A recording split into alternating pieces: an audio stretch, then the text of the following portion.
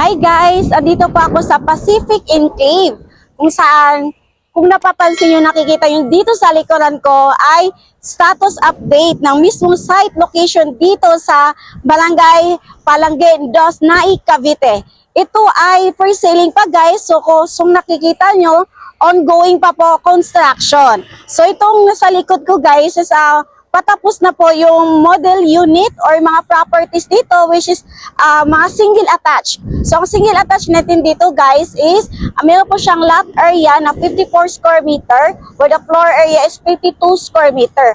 Guys, napakamura at napakamababa lang monthly down payment ito, pati yan ang monthly amortization kay Pag-ibig. And just only 15,000 lang ang reservation fee ay makapag-reserve ka na nito. Yes, pwede ka na po makapag-reserve while ongoing na po ang construction natin. Again guys, per selling pa to siya. So again, ongoing construction pa siya. Then ang propose po natin, matatapos po yung land develop natin dito mga end of December. Again, land develop pa lang siya. So, ibig sabihin, matatapos na yung mga kalsada. So, pero yung construction mismo ng site ay possible mga 2 to 3 years. Kasi nga, yun po ang estimated natin, ang pagka-turnover ng property nyo. So, again guys, Pacific Enclave to. Itong mga properties dito na sa likod ko ay single attached. And yung Pacific Residences, which is yung townhouse na lofted type, doon po yun sa likod. So, pagkabungad-bungad mo dito sa gate natin, ay makikita nyo po yung mga single attached, which is Pacific Enclave. Sila po yung unang-una mabubungad pagkapasok sa entrance gate dito.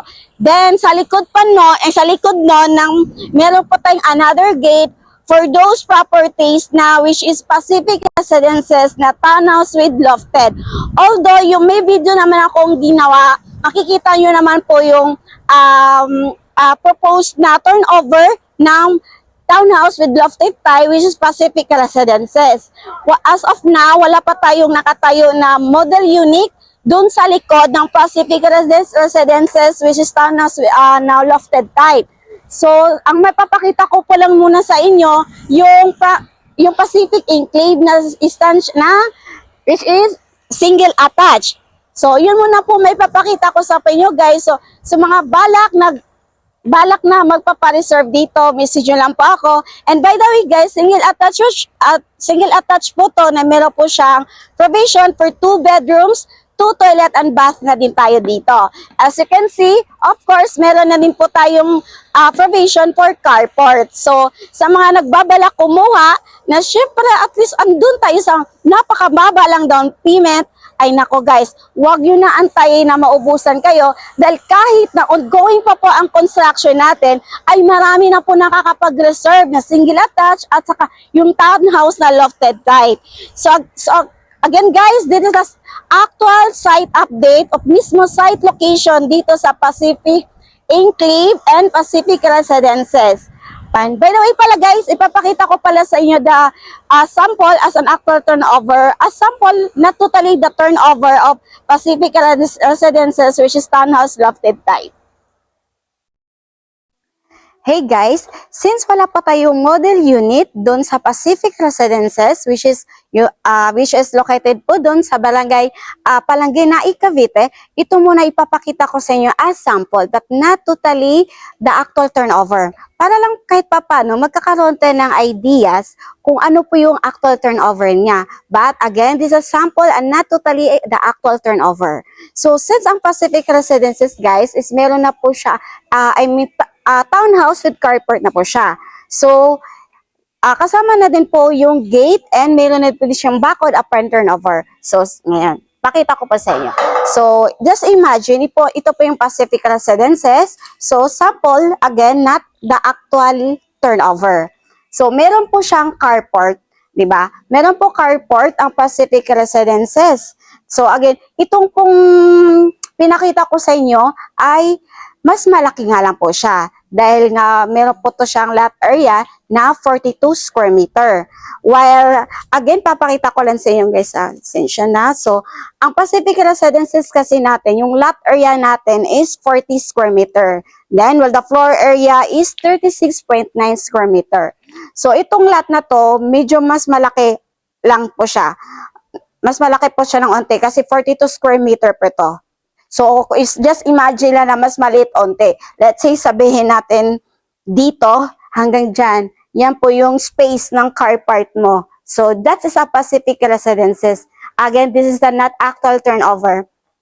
So, again, now, papasokin naman natin. So, ito din the actual turnover. I mean, not totally actual turnover. Just imagine na lang po na ito yung maging turnover.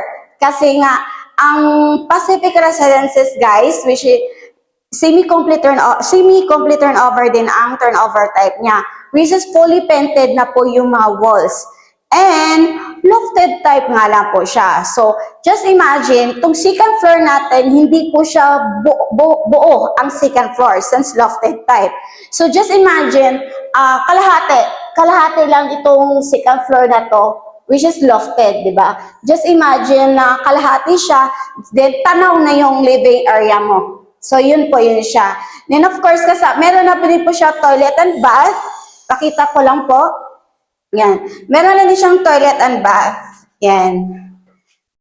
So, ito po, kumpleto na din po siya. Lavatory, bowl-free flush type, shower head. Yan. Lagay ng tissue, sabon, faucet.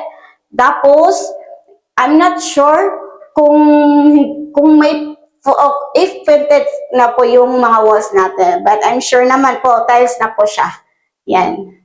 Yan. Then, ang service area natin dito, sa likod na din po. Yan. So, yun po ang sample.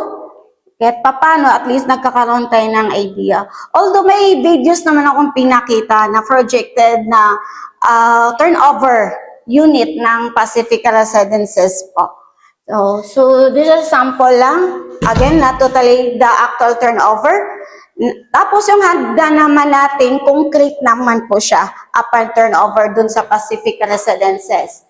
Now, pakita ko lang din po sa inyo, yung mga windows din pala nito guys, from the ground floor hanggang dito sa second floor, ay sliding window type na din siya.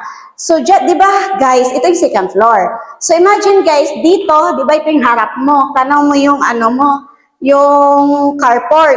Since ito ay lofted type, ang Pacific Residences, imagine na lang na ito, hati lang siya. Hati siya dito. O hanggang dito lang lofted mo. Then, yung hagdan mo dito. Of course, dito yung hagdan, di ba? So again guys, pakita ko lang po sa inyo, no? So just imagine, yung Pacific Residences natin is, since is lofted type, kalahati lang po yung second floor mo dito. I mean, yun na nga, kalahati lang. Tapos dito, yung hagdan. So, di ba? So, ano lang siya, lofted lang. Yan. So, tanaw mo na doon yung living area mo, right? Dining, yan. Tanaw mo na siya. Pero kung if ever gusto mo siya gawing buong second floor, pwede mo naman siya improve di ba? Ang kagandahan kasi sa Pacific Residences, guys, sobrang mababa lang ang monthly down payment and monthly amortization kay Pag-ibig. Imagine, just only 3,500 lang ang reservation fee. Then, ang monthly down payment niya is only 4,900. Then, ang monthly amortization niya kay Pag-ibig is only 5,000 lang. Saan ka pa? Imagine, townhouse with a lofted type design and may carport na. So, di ba? Nakakatuwa kasi, and possible din guys na once nakatayo ng mga units, kasi ang status kasi natin, di ba? Means pinakita ko na sa inyo kanina, ng status natin is lang develop pa lang tayo. So, ibig sabihin, nagbubungkal pa rin sila, inuuna mo na nila yung mga kalsada. Para, bago tatayuan yung mga block and lot na mga properties doon. So guys, yun na nga, di ba? Again, this is not the actual turnover. Pinakita ko lang po sa iyo kahit paano magkakaroon kayo ng ideas na yun, semi-complete turnover siya, fully painted po yung mga walls And sliding window na din po yung mga window. Ang ano lang dito is, ang difference lang dito, yung lofted type lang ang Pacific Residences. So again guys, since napakita ko na sa inyo a sample but not the actual turnover of this property na Pacific Residences, now ipakita ko naman sa inyo the full details competition. And since ito ay the actual ongoing construction site update dito sa Pacific Enclave, ay ipapakita ko naman sa inyo the details competition, both Pacific Residences na townhouse lofted type and the details competition, of course, the Pacific Enclave, which is single attached.